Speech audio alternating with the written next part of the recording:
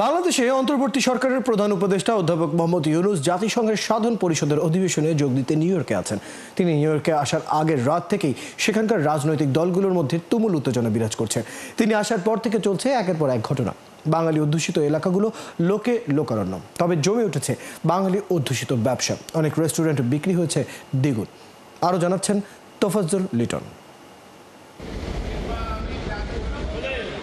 চায়ের কাপে ঝড়, প্রধান উপদেষ্টার জাতিসংঘ সম্মেলনে যোগ দেওয়া নিয়ে হইচই বাংলাদেশিদের রাজনীতিতে।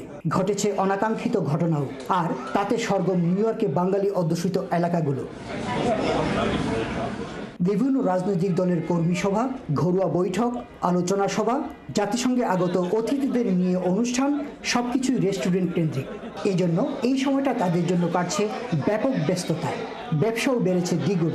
এমনটাই জানালেন জ্যাকসন হাইটসের সবচেয়ে বড় ও জনপ্রিয় রেস্টুরেন্ট সানাইয়ের কর্ণধার রঞ্জিত দেব।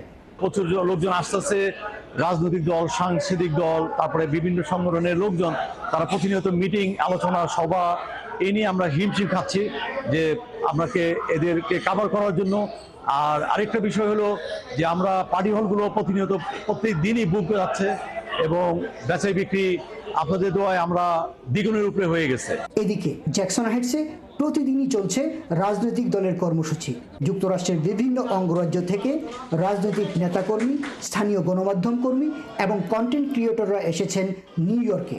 সাধারণত অন্যান্য অঙ্গরাজ্যে নিউ ইয়র্কের মতো বাংলাদেশি খাবার পাওয়া যায়, তাই নিউ ইয়র্কের বাংলাদেশি মুদি দোকান থেকে প্রয়োজনীয় সামগ্রী বেশি করে কিনে নিয়ে যান তারা।